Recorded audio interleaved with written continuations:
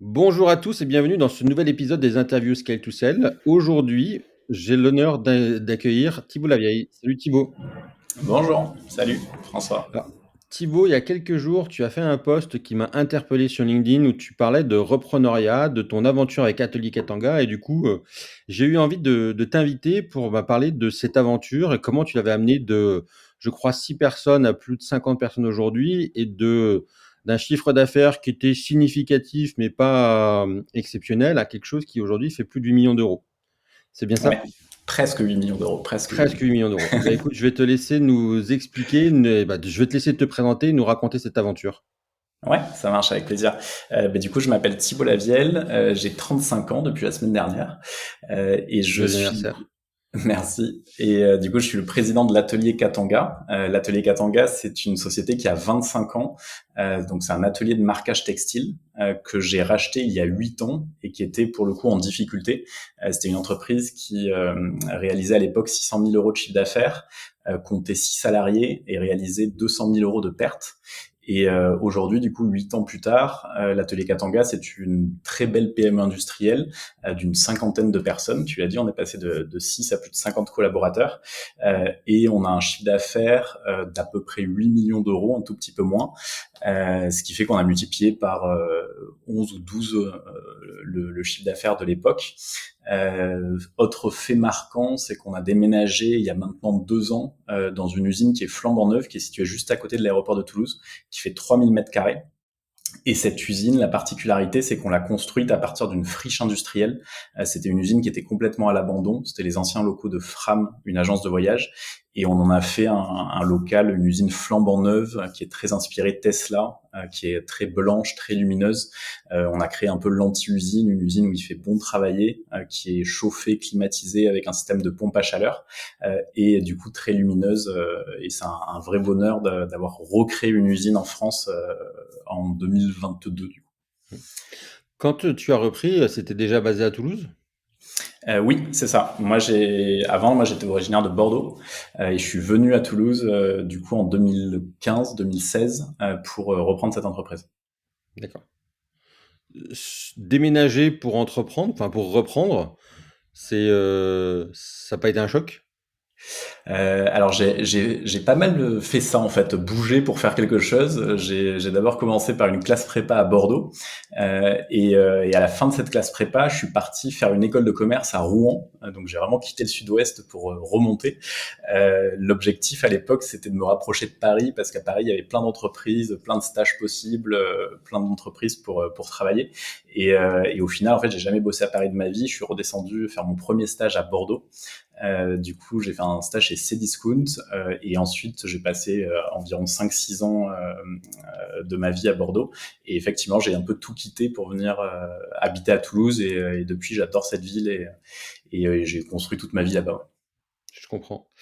Comment on en arrive à reprendre une entreprise? Enfin, souvent, on a le déclic de vouloir entreprendre parce qu'on veut changer le monde, ou on veut répondre à un problème. Reprendre, comment c'est arrivé à toi? Moi, effectivement, j'ai toujours voulu être entrepreneur, mais j'ai toujours échoué. J'ai commencé par une expérience d'intrapreneuriat. Suite à ce premier stage que j'avais fait chez Cdiscount, j'ai eu l'opportunité de créer une boîte pour le fondateur de Cdiscount en intrapreneuriat. C'est-à-dire que lui, il avait vendu Cdiscount et il m'a proposé de financer le développement de mon projet. À l'époque, ça s'appelait School Touch.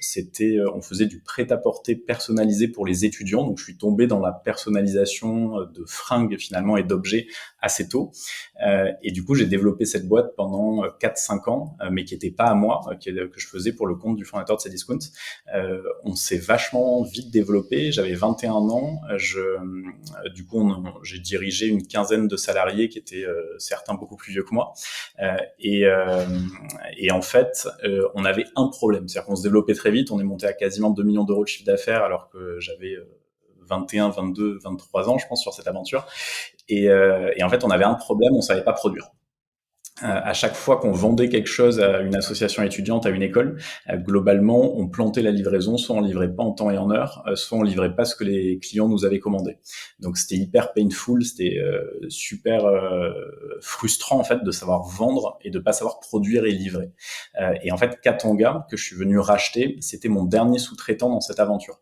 J'ai travaillé avec quasiment tous les ateliers de marquage textile de France et même à l'étranger, j'ai essayé. Je me remettais pas en question, j'étais un peu jeune et con. J'envoyais des commandes pas terribles à produire, pas très carrées, avec pas forcément toutes les informations qu'il fallait pour pouvoir les sous-traiter convenablement. Et du coup, mes sous-traitants me disaient pas qu'il manquait des informations, ils essayaient de livrer tant bien que mal, et ça marchait pas. Et du coup, je passais mes journées à me faire engueuler. Et en fait, Katanga, c'est le dernier sous-traitant que j'ai trouvé dans cette aventure. C'était une toute petite entreprise, 6 salariés, un atelier de sérigraphie. La sérigraphie, c'est la technique la plus ancestrale de marquage textile. C'est la technique des pochoirs. C'est aussi la plus qualitative, mais la plus technique. C'est-à-dire que c'est assez compliqué de maîtriser la sérigraphie. Et Katanga le faisait extrêmement bien. Je leur ai envoyé, je les ai rencontrés en plein mois d'août. C'était très school touch à l'époque. On signait des commandes et on s'occupait de les produire après. En gros, c'était on vend et on s'occupe du reste après. Et du coup, j'avais vendu une quarantaine de commandes de t-shirts de week-end d'intégration. Donc, les week-ends d'intégration, c'est génial. C'est 300 étudiants qui se regroupent pour faire la fête un week-end à la rentrée. Sauf qu'en fait, c'est tout au même moment. C'est entre première semaine de septembre et deuxième ou troisième semaine de septembre. Et du coup, il fallait que je livre tout et que je produise tout en août. Sauf qu'en août, la plupart des ateliers de marquage sont fermés. Et je me suis retrouvé un peu comme un con avec beaucoup de commandes à produire et pas d'atelier pour les produire. Et Katanga, en fait, je les ai rencontrés grâce à un fournisseur avec lequel je travaille toujours, qui me les a présentés. C'était un tout petit atelier, mais très bonne technique, super équipe, super savoir-faire. Et ils ont tout livré en temps et en heure. Et en fait, sur cette période-là, c'est la seule fois où des clients m'ont appelé pour me remercier parce que j'avais sauvé leur week-end d'intégration, j'avais livré leurs commandes en temps et en heure, je m'étais pas trompé. Et du coup, je me suis intéressé à cette entreprise, comprendre pourquoi eux, qui étaient tout petits, ils y arrivaient, alors que je leur avais envoyé la même merde en termes de dossiers techniques que j'envoyais d'habitude. Sauf que eux, en fait, ils avaient pris le temps de me dire, là, il manque des quantités par taille, là, il manque un logo, là, j'ai pas la couleur de marquage, etc. Et en fait, ils avaient un super savoir-faire, une vraie capacité à bien travailler, à vouloir satisfaire le client. Et du coup, je me suis intéressé à les racheter. Et il s'avère que c'était une entreprise qui était en difficulté. Effectivement, 6 salariés, 200 000 euros de pertes. Quand je me suis intéressé au rachat, il y avait 100 000 euros de découvert en banque, donc ça faisait pas rêver. Et pourtant, en fait, je me suis dit, ils savent produire, c'est-à-dire qu'ils savent faire le truc le plus compliqué qu'il y a dans mon métier, c'est savoir produire, marquer et livrer le client. Et la seule chose qui leur manque, c'est savoir vendre. En fait, ils n'ont pas assez de ventes, ils n'ont pas assez de volume. Tout simplement, ils couvrent pas leurs charges fixes. Les marges sont bonnes, il n'y a pas de sujet particulier. Il manque du volume. Et du coup, je me suis intéressé à ce rachat, comme ça. Comment on valorise une entreprise avec ces conditions-là? Alors, ça se valorise. Il n'y a pas de méthode. Concrètement, si tu écoutes tous les banquiers, j'en ai 12 qui m'ont dit non. C'est une boîte qui valait 1 euro à la barre du tribunal. Et il fallait juste un projet pour la reprendre. Sauf que moi, c'était pas du tout ce que je voulais faire. Moi, ce qui était important dans la boîte, c'était pas son nom, c'était pas la racheter pour 1 euro. Moi, ce qui m'intéressait, c'était l'équipe. Il y avait 6 personnes à l'époque, mais en fait, c'est quand tu as 6 personnes dans une boîte et que les process sont nickel et qui livrent en temps et en heure, c'est que c'est 6 personnes qui sont au bon endroit, qui connaissent hyper bien leur métier. Et du coup, si tu laisses tomber une boîte, si tu attends qu'elle disparaisse, enfin, qu'elle parte en liquidation, pour moi, il n'y a plus d'équipe.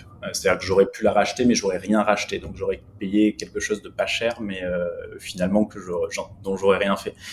Donc, concrètement, moi, le prix de vente, ça a été le prix auquel voulait me vendre le vendeur, le cédant, qui était un super entrepreneur, qui avait déjà développé Katanga pendant pratiquement une quinzaine ou presque une vingtaine d'années, qui était passé par plein de phases, qui avait construit cette première usine qui était la brique importante.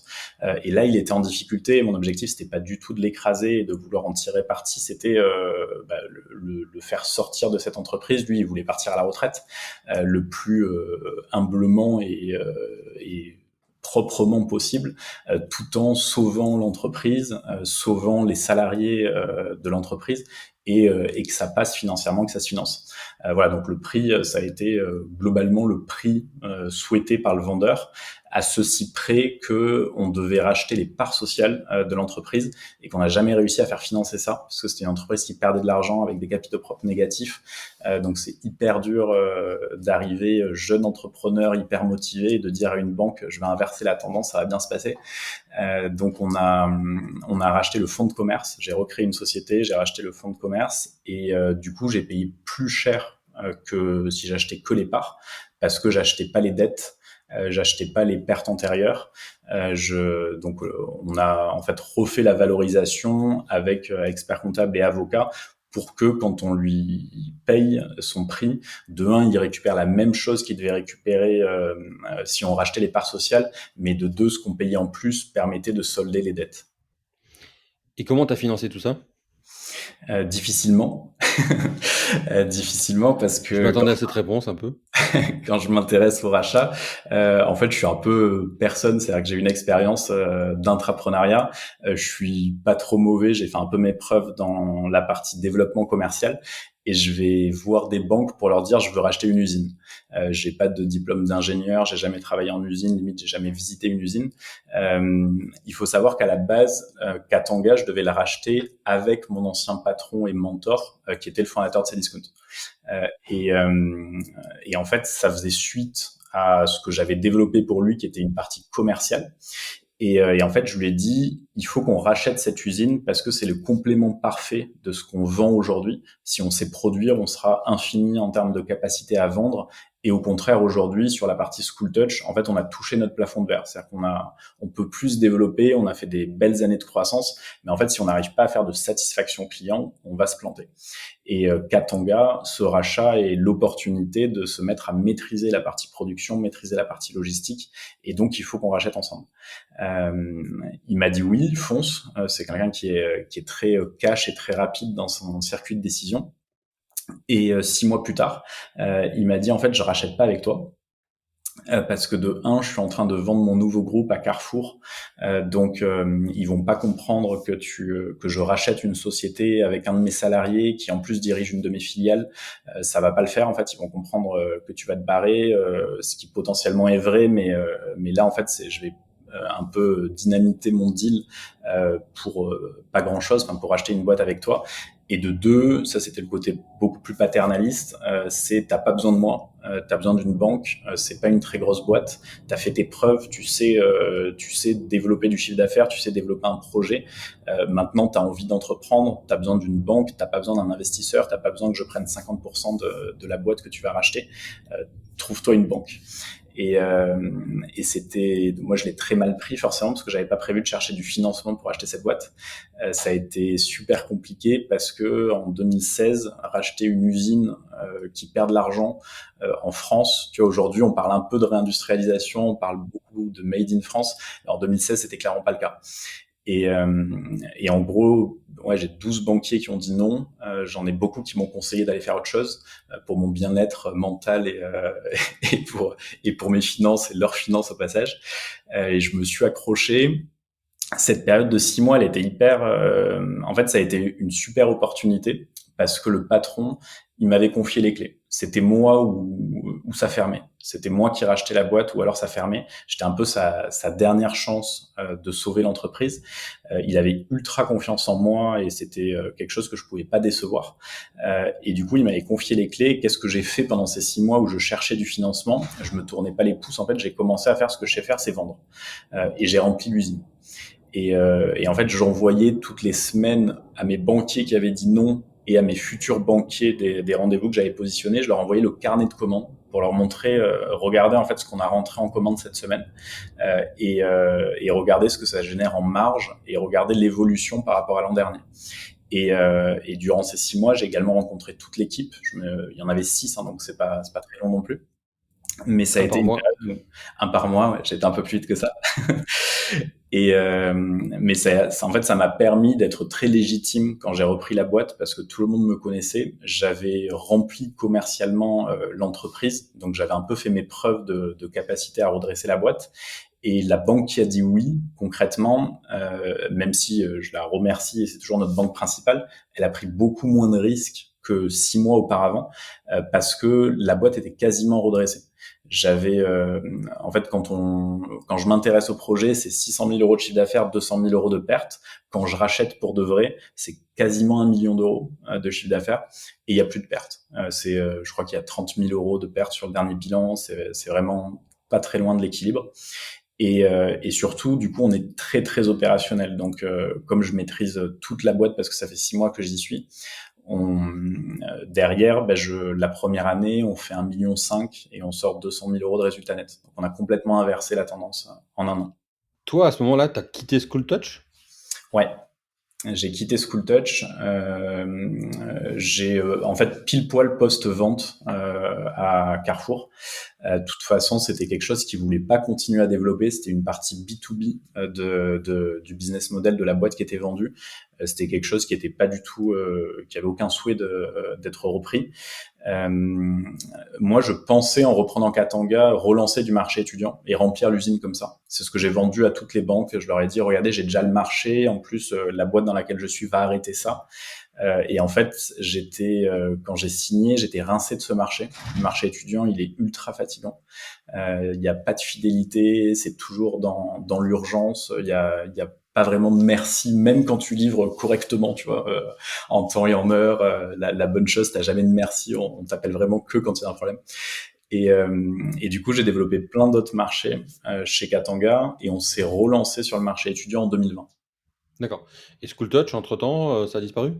Ouais, ça a disparu. Là. Ouais. D'accord. Donc du coup, tu nous expliques comment tu fais passer cette entreprise du rouge au vert, mais comment tu passes de 1 million à 8 millions? En travaillant un peu, déjà, moi, j'ai vraiment mis les mains dans le cambouis de la prod. C'est-à-dire que je me suis passionné, je connaissais que la partie commerciale développement.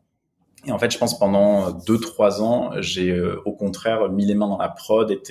J'ouvrais l'usine à 6 heures du matin. Ça m'arrivait de la fermer à 22 heures pour maîtriser en fait tout ce qu'on était capable de vendre, toutes les problématiques qu'on pouvait rencontrer.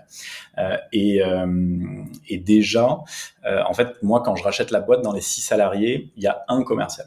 C'est-à-dire qu'en fait, sur les épaules de Richard, qui est toujours avec moi aujourd'hui, il y a 5 autres emplois. Il y a le loyer à payer, il y a les remboursements à faire. Et en fait, c'est trop lourd. C'est-à-dire sur un commercial, il peut pas financer autant avec sa marge et son chiffre d'affaires. Il peut pas apporter assez de chiffre d'affaires. Donc déjà, ma première action, c'est moi, je deviens le deuxième commercial. Et tout bêtement, la première année, je l'explique comme ça, on fait un peu plus que x2 parce que je deviens le deuxième commercial, on double la force commerciale. Et en plus, je montre à Richard qui pensait être un peu à son plafond de verre niveau chiffre, qui peut aller plus loin. C'est-à-dire qu'on va un peu changer des process, on va un peu simplifier le process de vente, on va tester des nouveaux marchés et du coup, lui se développe. Moi, j'ai mon chiffre d'affaires et c'est comme ça qu'on fait on va dire le premier 1,5 million. Ensuite, c'est passé par d'autres recrutements et des phases de structuration. On a accueilli un troisième commercial qui est un client qui s'appelle Morgan, qui est également toujours là, qui était client sur la première année où j'ai racheté l'entreprise et après qui nous a rejoint. C'était un créateur de marque, donc un entrepreneur qui avait créé une marque textile et qui venait chez nous en tant que client pour faire produire, faire personnaliser ses collections. Et, euh, et au bout de quelques temps, on s'entendait bien avec lui. Il passait pas mal de temps à l'usine à venir vérifier ses prods. Il s'entendait très bien avec Richard, qui était son commercial. Et il m'explique, écoute, en fait, moi, j'ai développé ma marque. Et je pense que c'est un super marché pour Katanga d'accompagner des créateurs de marques parce que vous avez les techniques de marquage, vous avez les bons produits textiles. Et par contre, vous êtes nuls. Vous savez pas le faire. Vous savez pas accueillir un créateur de marque. Vous savez pas ses problématiques à lui. Vous êtes très borné sur vos process à vous. Et, euh, et du coup, en fait, je pense que si tu veux te développer sur ce marché, il faut créer un process de vente spécifique, il faut accompagner ces créateurs. Et par contre, c'est un marché qui peut être énorme parce que des gens qui veulent créer une marque textile, il y en a énormément. Et du coup, il m'a proposé de créer cette nouvelle business unit chez Katanga, qui est la business unit créateur, qui est toujours une business unit chez nous, qui s'est développée très très fort, du coup qui accompagne des centaines de jeunes créateurs de marques pour leur faire choisir les produits, les supports, les techniques de marquage, et ensuite qui les aide à commercialiser leurs produits. Donc on a créé une nouvelle business unit. Et en fait, on a fait ça à chaque fois. On a créé dans Katanga des petites unités commerciales sur des marchés de niche à chaque fois. Donc d'abord la niche des entreprises, ça c'était ce qui était un peu développé par Richard, Mmh. habiller les salariés des entreprises. Ensuite la niche des créateurs. Donc aider les créateurs à créer des collections textiles et à les commercialiser. Et dans créateurs, il y a aussi les influenceurs. Les influenceurs, en fait, on leur propose de les aider à créer une collection de merchandising. La troisième niche B2B qu'on a développée, c'est le marché étudiant en 2020. On Donc que s'est tu as re sur renoncé. lequel tu es revenu, ouais. Ouais, j'y suis revenu parce que déjà j'avais plein de trucs qui se développaient bien chez Katanga. 2020, on fait 4 millions 6 en termes de chiffre d'affaires, tu vois, en croissance naturelle. Nos différentes business units B2B dont je viens de parler et B2C nous ont généré 4 millions 6 de chiffre d'affaires. En plus, en plein Covid, le B2C a explosé positivement. Et du coup, on cherche comment on va continuer cette croissance qu'est-ce qu'on peut faire. Et du coup, on s'est relancé sur le marché étudiant. Parce que, en fait, on s'est aperçu que 4-5 ans plus tard, il y avait toujours pas d'acteurs qui maîtrisaient la production. Et nous, en fait, en prenant le positionnement de maîtriser la production, de maîtriser la personnalisation, on était persuadé qu'il y avait un positionnement à prendre. En dehors des commerciaux, tu as dit que tu étais pas ingénieur, que tu as dit que tu étais dans une usine. Est-ce qu'il y a des recrutements qui ont été stratégiques dans la structuration de Katanga? Oui, pas mal. Bah, on est passé de 6 à 50, donc forcément, on staffe un peu l'équipe au fur et à mesure. Le recrutement qui a été le plus stratégique, j'ai plus trop en tête l'année, mais c'est ma RH. De base, je commençais en fait à plus trop savoir qui recruter, comment organiser la boîte, et j'ai recruté une RH sur le conseil d'un client qui m'a dit en fait c'est ce type de profil qui va t'aider à construire l'organisation de ta boîte. Et effectivement, j'ai fait un entretien avec plusieurs RH, mais celle que j'ai embauchée, Nina, qui est toujours avec nous, je me rappelle que je lui ai créé l'organigramme pendant l'entretien, je lui ai dessiné sur un tableau blanc l'organigramme de la boîte, et clairement ça allait pas. En termes d'orga, globalement, je m'occupais de tout, à la fois de l'usine que je gérais en direct, à la fois du commerce, à la fois du marketing, donc de vraiment toute la boîte en direct. Donc elle, ça a été le recrutement le plus stratégique en fait qui m'a aidé à prendre du recul et à construire l'orga d'une boîte. Et après, on a construit petit à petit tous les autres services. Le recrutement qui a été très stratégique, c'est mon directeur de prod. En fait, je suis arrivé en 2022 où on a déménagé dans une usine qui fait 3000 mètres carrés. La prod, c'était devenu plus de la moitié des effectifs. Et en fait, c'était devenu très, très lourd à gérer pour moi. C'est-à-dire que je pouvais plus gérer autant de personnes en direct. Encore une fois, hein, je suis pas ingénieur, je sais pas, c'est pas du tout ma formation même de gérer ça. Et donc, du coup, j'ai recruté un ingénieur qui venait du monde de l'imprimerie, et l'imprimerie web to print, parce que Katanga, en fait, aujourd'hui, c'est plus du tout un petit atelier de marquage textile.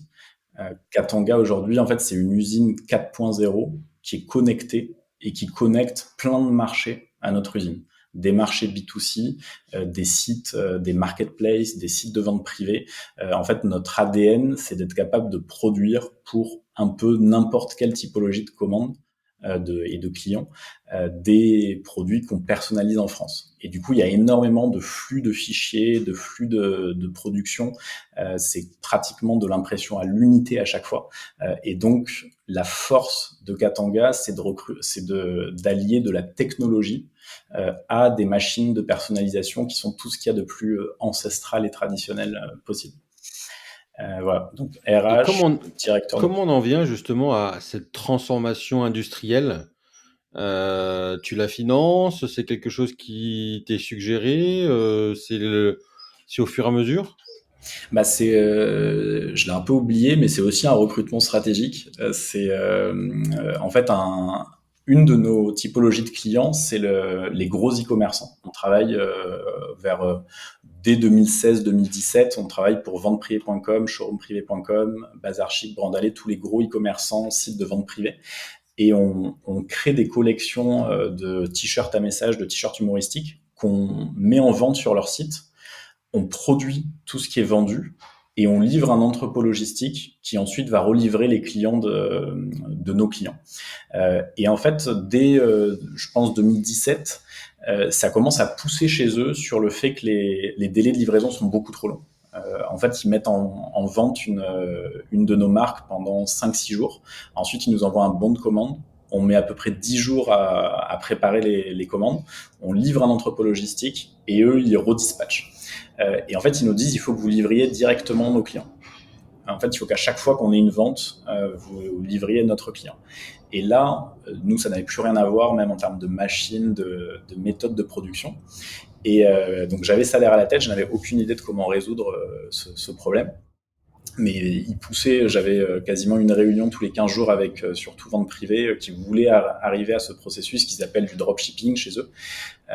Et qui aujourd'hui est la norme. En fait, 80% de leurs ventes aujourd'hui sont faites comme ça. Mais à l'époque, c'était novateur. Et en fait, sur une vente qu'on fait pour eux, donc en mode normal, je suis un week-end en train d'imprimer moi-même les t-shirts. Et j'ai un intérimaire avec moi qui m'aide, que je fais travailler le week-end avec moi. J'avais demandé à l'agence d'intérim qui m'accompagnait un profil qui savait se servir d'un ordinateur parce que c'était des machines numériques. Donc globalement, savoir se servir d'un ordinateur, ça voulait dire faire CTRL-P, fichier imprimé. Et l'agence d'intérim m'appelle, elle me dit, bon, je vous ai trouvé un bon profil, il est développeur informatique, je pense que le CTRL-P, ça va aller. Du coup, il s'appelle Thibaut aussi, on l'appelle Thibaut Geek. Et lui, du coup, il est venu imprimer tout un week-end. Et pendant qu'il imprimait des t-shirts, donc il savait se servir de la machine mieux que moi très vite, il venait derrière mon ordinateur, derrière mon épaule comme ça, et il regardait ce que je faisais, et j'étais en train de retravailler un énorme Excel un bon de commande d'un de mes clients que j'ai essayé de transformer pour le rendre productible. Et en fait, il m'a demandé de lui mettre ça sur une clé USB. Je l'avais dit qu'il revenait la semaine prochaine. Il est revenu et il me rend la clé USB avec un petit sourire. Je lui dis qu'est-ce qu'il y a, je la branche sur mon ordi. Il m'avait créé un petit bouton avec Play. Putain, pardon, j'ai un appel. En fait, il m'avait créé une macro et en 2 secondes, ce que je mettais des heures à faire se faisait en quelques secondes et mon Excel était retravaillé. Et du coup, j'ai trouvé ça révolutionnaire. Et derrière, je l'ai pris en alternance. Il a développé son projet d'alternance, c'était de développer notre logiciel de gestion de production. On a développé notre propre logiciel de gestion de production qui gère tous nos ateliers, toutes les commandes de tous nos clients. Et du coup, ensuite, il a continué à faire évoluer ce logiciel et on s'est aperçu que c'était pour ça que nos clients venaient nous chercher. C'était notre capacité à connecter des sites, à récupérer des commandes en flux, à produire en flux tendu. Donc, ouais, de base, c'est parti d'un besoin d'un client et d'une rencontre avec un dev qui a fait qu'on a pu répondre aux besoins du client et ensuite continuer à développer la tech. Vous vous limitez aujourd'hui encore au textile ou tu pourrais me mettre ton savoir-faire sur d'autres objets personnalisés? Alors, on est très textile chez Katanga. Le seul produit qu'on personnalise qui est pas textile, c'est les mugs. Parce que c'est un produit en fait qui cartonne en complément de vente. En plus, il y a la fin des gobelets jetables. Donc c'est un produit qui fait beaucoup de volume et qu'on sait personnaliser et en grosse commande et à l'unité. Et après, on va faire tout ce qui est objet de communication, donc des stylos, des carnets, des gourdes. Mais ça, pour le coup, c'est pas personnalisé en interne, c'est fait avec des partenaires. D'accord. Tu, disais que tu avais fait plusieurs acquisitions. Qu'est-ce qui a motivé ces acquisitions? Ouais, à chaque fois c'est des opportunités. C'est vrai que j'ai racheté Katanga et on a fait jusqu'en 2020 de la croissance organique. Tu vois, on est monté de 600 000 euros à 4 millions 600 croissance organique. Et en fait, en 2020, en plein Covid, donc la boîte cartonne est plutôt très rentable. Et on a un de nos plus gros clients qui s'appelle le Fabuleux Chaman, qui est une marque lequel on produit en flux tendu tout ce qui se vend sur son site, qui nous contacte et nous dit écoute, j'aimerais céder l'activité. La boîte s'est bien développée, j'ai testé des choses, j'ai ouvert des boutiques, ça n'a pas marché, j'ai créé une usine, ça n'a pas marché. Aujourd'hui, ce qui marche, c'est de vendre sur Internet et de sous-traiter chez toi. C'est-à-dire, en fait, c'est toi qui personnalise tout et ça fonctionne très bien. Et j'aimerais que tu t'occupes du marketing, j'aimerais que tu t'occupes du service après-vente et j'aimerais, moi, me concentrer sur la créa. Est-ce que ça t'intéresse? Parce que c'était un dessinateur qui était devenu un peu entrepreneur malgré lui, qui dessinait hyper bien, ça faisait des super t-shirts qui se vendaient hyper bien, mais il voulait pas gérer de personnel, pas gérer de boîte. Et là, c'était pas du tout prévu, tu vois, j'avais fait une acquisition Katanga, je comptais pas du tout recommencer, sauf que j'avais un énorme risque à pas le faire. C'était un de mes plus gros clients. Si je le faisais pas, soit la boîte disparaissait, je perdais mon client, soit il allait chercher un autre atelier qui allait être intéressé pour le racheter, je perdais mon client, soit il allait trouver quelqu'un d'autre pour reprendre et j'avais aucune certitude que la prod reste chez moi. Donc je me suis intéressé à ce rachat. On a de nouveau racheté le fonds de commerce. Ça a été un rachat qui a été super fluide. De un, parce que financièrement, en fait, faire une deuxième acquisition quand on a déjà réussi une, c'est beaucoup, beaucoup plus facile. C'est-à-dire que là, pour le coup, les banques, on devait avoir 3 banques à cette époque-là et je crois qu'elles se sont toutes battues pour le deuxième rachat. C'était très, très différent. Et de deux, en fait, on avait déjà la prod.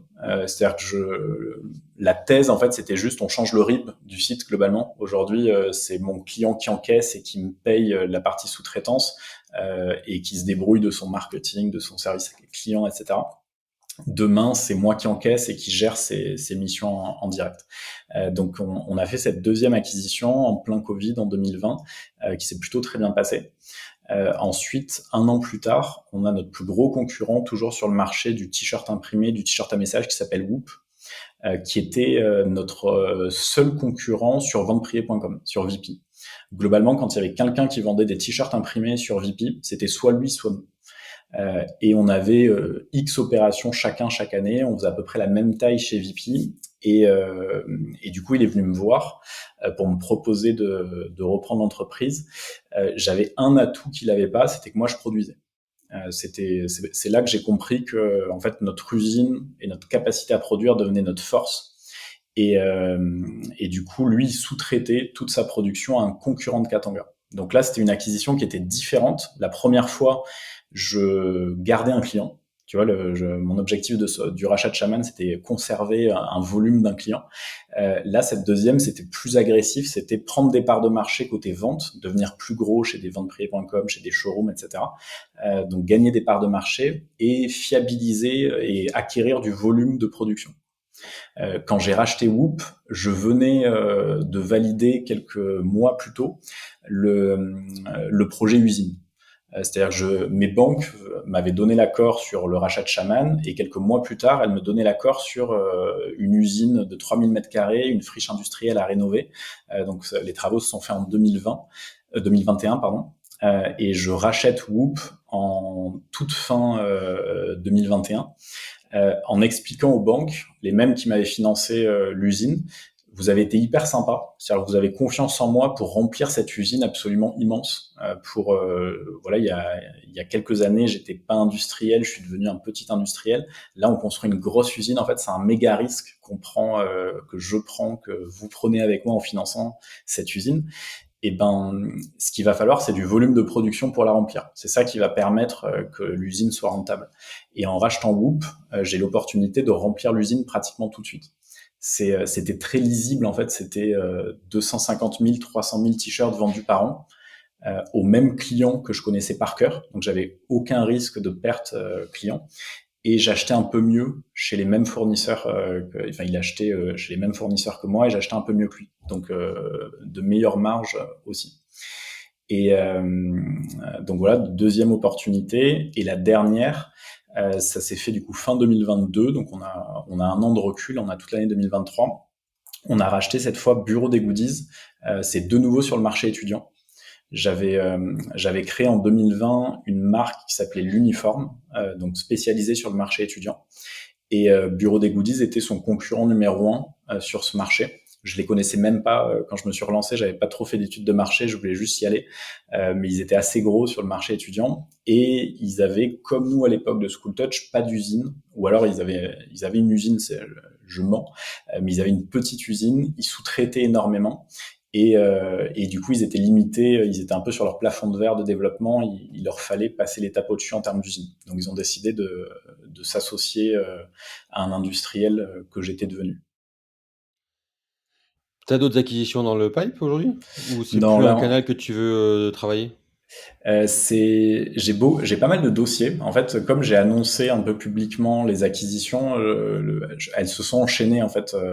Tu vois, post Shaman et post usine, c'est ça qui a fait venir Whoop. Le fait d'annoncer Whoop, je pense que c'est ça qui a fait venir Bureau des Goodies. À chaque fois, c'était des opportunités qui étaient stratégiques pour nous. Le B2C se développait énormément. On faisait l'acquisition de chiffre d'affaires finalement et de capacité à remplir l'usine. Puis en plein, enfin post pour le coup Covid, le B2C est vachement retombé. On a eu un 2022 très compliqué sur la partie web, avec du coup toutes ces marques qui ont baissé, notre clientèle vente privée a baissé, et c'est la stratégie de rachat de Bureau des Goodies faisait partie d'un pivot vers le B2B. Donc d'accélérer sur le B2B sur lequel on était déjà positionné. Là, pour l'instant, on n'a rien en vue en acquisition. La seule chose, c'est qu'on est en train de développer un réseau d'agences physiques. En fait, on est en train de franchiser le concept Katanga. On crée, alors pas la partie usine, hein, mais la partie commerciale. On crée des agences dans la France entière, mais pour l'instant, on n'en a qu'une qui est au Mans. L'idée, c'est d'avoir une force commerciale externalisée finalement et d'aller mailler le territoire pour se rapprocher des clients type industriel, type PME qui peuvent consommer et avoir besoin de vêtements de travail, de pays, de vêtements d'image également. Et ces agences, qui sont du coup des agences indépendantes, s'appuient sur l'usine Katanga, la centrale d'achat Katanga, qui est aujourd'hui un des plus gros acheteurs de textiles vierges chez les différents fournisseurs. Et on est en train un peu de reproduire ce qu'on a fait avec les croissances externes, en franchisant le concept. C'est-à-dire qu'aujourd'hui, Bureau des Goodies, c'est devenu le plus gros client de Katanga. Tu vois, c'est une boîte à part qui est le plus gros client de Katanga, qui achète beaucoup de textiles et de marquage. Et en fait, ces agences vont devenir des clients Katanga, des un peu master clients, tout en utilisant l'image de marque Katanga. Donc c'est un peu win-win, ça sert le marketing de Katanga, et eux, ils se servent de la centrale d'achat, notre capacité de production. Et ce réseau d'agences pourra amener à certaines croissances externes. De temps en temps, je pense qu'on va tomber sur des agences déjà existantes dans lesquelles on va prendre du capital pour un peu fiabiliser aussi la relation entre les entités. Tu as structuré un playbook justement de création d'agence? Sur la partie franchise, là, on est la première, elle s'est fait. C'est encore une opportunité qu'on a saisie. C'est quelqu'un que j'ai rencontré sur LinkedIn, qui était le directeur d'un concurrent de Katanga, mais directeur général salarié. C'est-à-dire que c'était pas le créateur de la boîte, il était directeur général salarié. C'était une boîte qui faisait 4-5 millions d'euros. Et je l'ai contacté quand il a annoncé qu'il partait de cette boîte pour comprendre pourquoi en fait une boîte qui avait cette taille avait besoin d'un DG salarié. Moi, j'étais à la phase de réflexion de mon orga et je me voyais pas du tout lâcher les rênes de la boîte. Donc, je voulais comprendre en fait dans quel état d'esprit était le fondateur pour se dire tiens, je vais mettre quelqu'un pour diriger la boîte. Voilà. Et il m'a expliqué en fait que le fondateur était parti sur d'autres projets, Donc, il avait besoin d'un directeur pour gérer toute cette boîte et que là, il revenait un peu aux commandes. Donc, il y avait un peu plus de place pour deux. Et pendant cette même conversation, il me dit moi, je connais très bien Katanga, j'adore ce que tu fais, j'adore les valeurs et l'énergie que tu dégages. Et j'ai un projet que j'aimerais développer, qui me tient à cœur et que je pouvais pas développer dans ma boîte. C'est de créer des agences physiques tout en étant connecté à un industriel que tu es. Est-ce que ça t'intéresse? La première fois, j'étais en plein rachat de Bureau des Goodies quand il m'a posé ce projet. Je lui ai dit pourquoi pas, mais pas maintenant. Et du coup, il a pris un poste du coup dans une boîte qui a pas grand chose à voir. Et il m'a recontacté pendant sa période d'essai. Il a arrêté sa période d'essai. Il a lancé. Il m'a dit je vais le faire. Il a lancé la première agence Katanga. C'est vraiment du test and learn. Pour l'instant, c'est pas très structuré, mais ça marche hyper bien. Là, depuis le début de l'année, l'agence Katanga, c'est devenu le 3e client de Katanga. D'accord. Donc ça se développe hyper fort. Et c'est lui qui va porter la partie développement des prochaines agences. Et on va se faire accompagner par une boîte un peu spéciale qui accompagne les créations de réseaux de franchise, parce que c'est encore une nouvelle aventure un peu spéciale et un peu Encore un nouveau particulière. métier, ouais. Ouais, tout à fait. C'est quoi un peu la culture d'entreprise de Katanga? Déjà, on est des gros défenseurs du made in France, de la réindustrialisation, du côté défendre les valeurs humaines et tout le travail qu'il y a derrière des produits personnalisés. Ça, c'est le côté valeur globale de la boîte. Et après, la manière dont on développe les unités commerciales, c'est très intrapreneuriat. Je refais ce que j'ai appris et ce que j'ai adoré dans mon ancienne aventure. En fait, les business units de Katanga, c'est des petites entreprises qui sont quasi indépendantes. Et du coup, avec des patrons, il y a Lucie qui est la patronne de l'uniforme, il y a Morgan qui est le patron de la partie créateur de marque, il y a Richard qui est le patron du B2B, il y a Mathieu qui gère le réseau d'agences, maintenant on a Bureau des Goodies, on a Romain qui gère la boîte Bureau des Goodies à Paris, et on met en commun des fonctions support qui sont de l'administration des ventes, des RH, de la compta, mais on laisse les boîtes très très autonomes, les petites marques, hein, c'est pas des boîtes, Mmh. très autonomes en termes de management, et je pense que c'est ça qui leur plaît. Je suis pas du tout à diriger chaque filiale, chaque marque, surtout parce que j'ai pas le temps. Ouais. Et par contre, c'est ce que je sens dans les échanges, que c'est ce qui plaît aux équipes, d'être hyper autonome sur ces aventures intrapreneuriales. Et quand tu fais des acquisitions, c'est pas trop compliqué de faire coller les cultures? Alors la dernière acquisition a été super compliquée. Bureau des Goodies, qui était la première boîte que je rachetais avec un peu de monde, où il y avait je crois que quand on rachète, il y a quasiment 12 personnes, dont 8 alternants. Tu vois, des gens qui sont là depuis pas très longtemps, qui sont là pour durer pas très longtemps, et ils sont à Paris, et nous on est à Toulouse, et ils ont une culture qui n'a rien à voir avec la nôtre. Ils ont la culture du chiffre d'affaires, du développement à tout prix, enfin en tout cas du développement très très fort. Là où nous, chez Katanga, en fait, on a la culture de la marge, de la satisfaction client et de la rentabilité. Voilà, on a tout développé sur de la rentabilité. Tu me demandais comment j'ai financé ces rachats, etc. C'est que de l'effet de levier sur de la dette lié au fait qu'on crache du résultat chaque année depuis le rachat. Et en plus, ma grosse erreur a été d'arriver un peu avec mes gros sabots. J'ai racheté Katanga, ça a marché. J'ai racheté Whoop, ça a marché. J'ai racheté Shaman, ça a marché. Je sais ce qu'il faut faire quand je rachète une boîte. J'ai pris une grosse claque dans la gueule. Parce que j'avais une équipe qui avait des valeurs qui étaient différentes des miennes, qui étaient à distance. Je les ai rachetés l'année où moi j'ai eu ma fille. Donc pareil, année un peu complexe.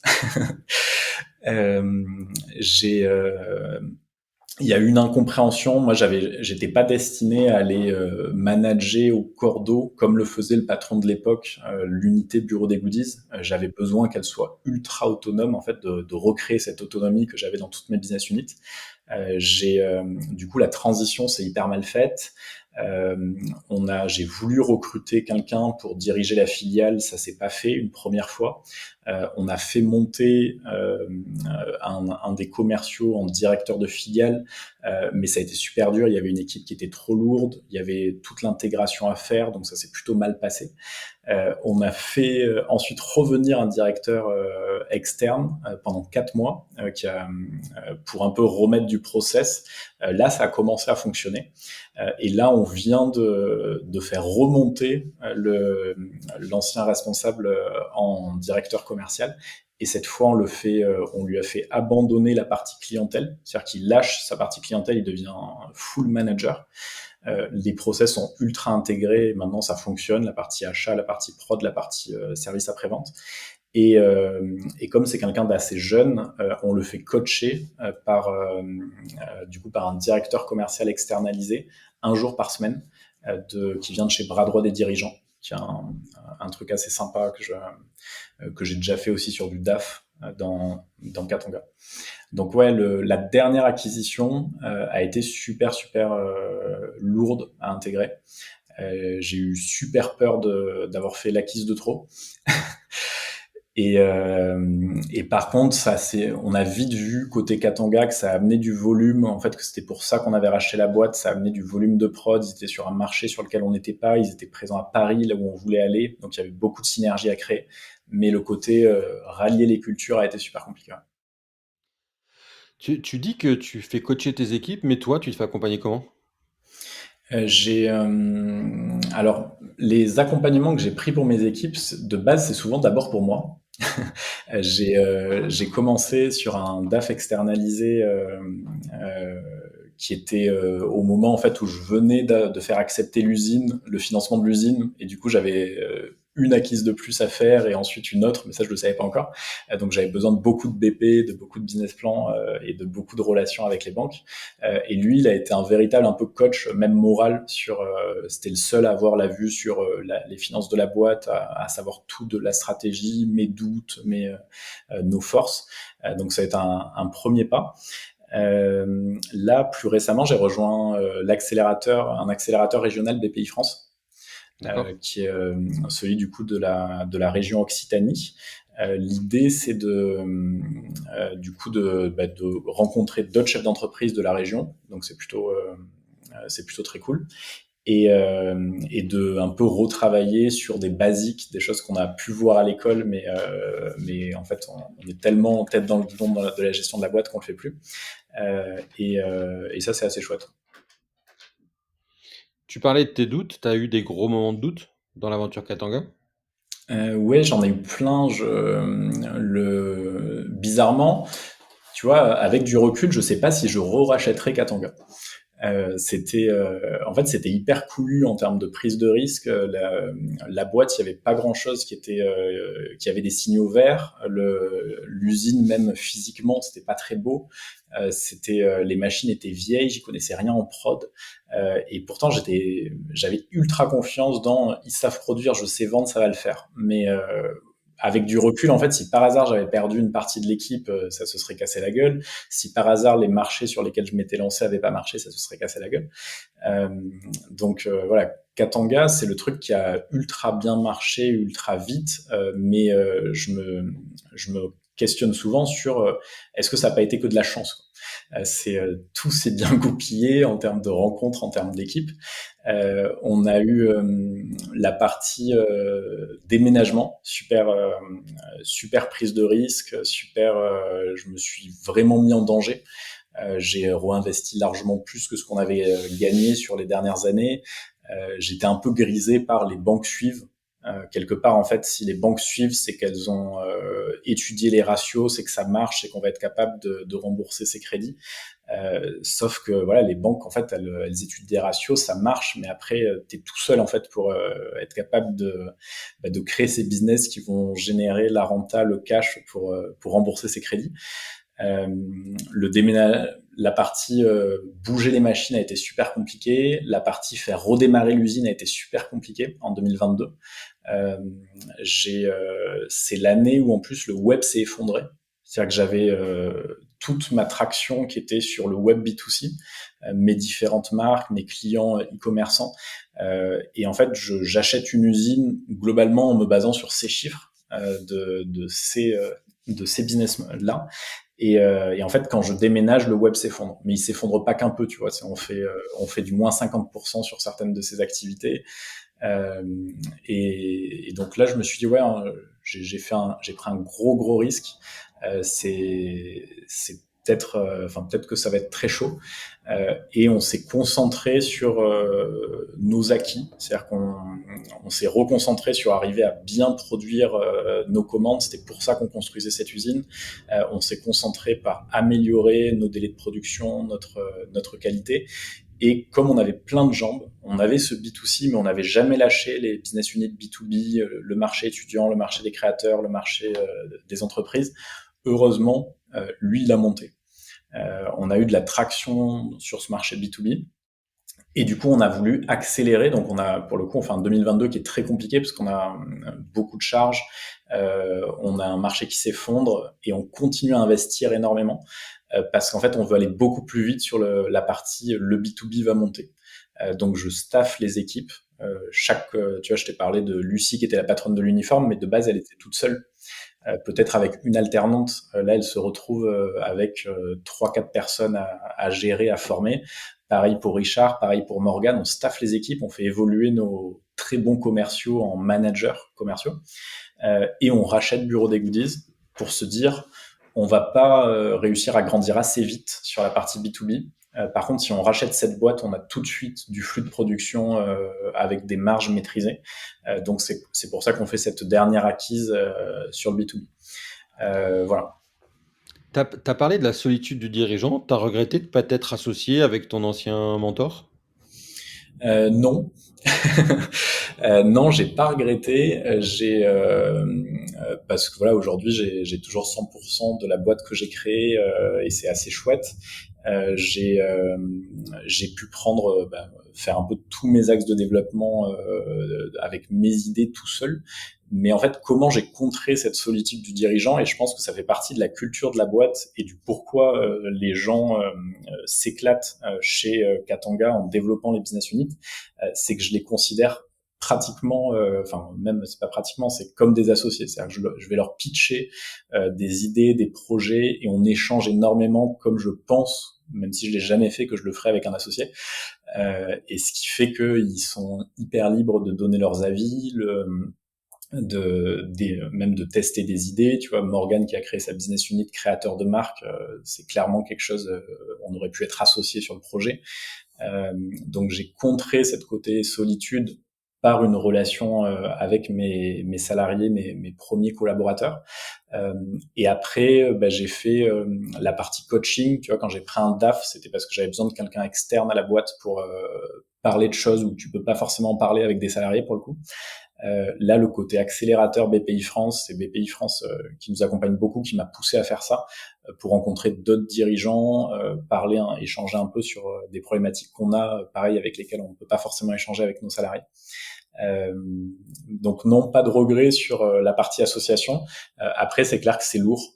C'est aujourd'hui à 50 salariés dans les différentes business units de Katanga. C'est une grosse responsabilité de se dire l'usine tourne, il faut qu'on ait suffisamment de business pour payer tous ces salaires tous les mois, il faut qu'on ait suffisamment de business pour rembourser tous les emprunts des différentes acquises, et de l'usine. Donc le niveau de pression est pas mal monté au fil des années. Et tu réussis quand même à dormir? Je réussis à dormir, ouais, avec un peu de méditation. Ouais, parfois le sommeil est quand même compliqué, hein, mais ouais, je fais de la méditation qui aide pas mal à poser le cerveau, à se concentrer sur autre chose que la journée commerciale, en fait, à couper la journée de boulot. Cette aventure, c'est quoi le plus gros impact personnel? Le plus gros impact personnel, déjà c'est un investissement au niveau travail qui est assez colossal. C'est pas des semaines de 35 heures, c'est pas des semaines de 39 heures. Donc je pense que je vis un peu Katanga et du coup ma femme que j'ai rencontrée pratiquement au moment où j'ai racheté Katanga a clairement vécu l'aventure Katanga. Elle est capable de parler de chaque phase. Je pense que c'est lourd pour elle. C'est pareil, tu parlais, t'arrives à dormir, oui, mais je peux avoir vraiment des journées où j'ai rien qui se passe bien. J'ai vraiment, je suis hyper négatif. J'ai l'impression il y a pas une bonne nouvelle dans la journée. Et du coup, ça, c'est des journées où bah, c'est pas mes collaborateurs, c'est pas mes salariés que je vais en parler, c'est à ma femme le soir. Et du coup, je pense que je lui fais passer des sales soirées. Et heureusement, par contre, bah souvent le lendemain c'est reparti. Il y a une bonne nouvelle qui tombe, il y a un truc qui se passe un peu mieux et l'énergie revient. Mais c'est le gros impact, c'est finalement il est un peu moral sur les up and down qui sont assez costauds et j'ai l'impression un peu de pire en pire. C'est, tu vois, je me disais, tiens, on va staffer, ça va aller mieux. On va prendre quelqu'un pour s'occuper de ce type de problème, ça va aller mieux. Et en fait, non, plus tu grossis, plus les problèmes grossissent. Donc, il faut juste aimer les résoudre. C'est comme pour les enfants, petit problème, grand problème. Ouais, c'est ça. Ouais. Pour l'instant, elle est petite, petit problème. Là, Ouais. elle est dans sa phase maman. Donc, elle dit beaucoup papa. C'est pas très agréable, mais Bah, écoute, merci Thibaut en tout cas pour ce témoignage. mais merci Si à des toi. invités si des auditeurs veulent te contacter, comment peuvent-ils te joindre? Sur LinkedIn principalement. OK. Je Est-ce qu'il y a réponds. quelqu'un à quel tu penserais, comme, prochain invité? Bah, quelqu'un que j'apprécie particulièrement, que tu pourrais contacter, c'est Alexis de Galambert, qui a créé la fabrique Cookie. Du coup et qui est du coup un super entrepreneur qui a construit une usine aussi dans la fabrication de cookies et qui vient de faire une acquisition, qui vient de reprendre une boîte qui fabrique, je crois, des sablés, donc qui est en plein développement, croissance externe et qui est un super chouette entrepreneur. Eh ben, je vais le contacter de ta part alors. Avec plaisir. Super. Thibaut, merci beaucoup pour ton temps Avec et à très plaisir. bientôt. À bientôt.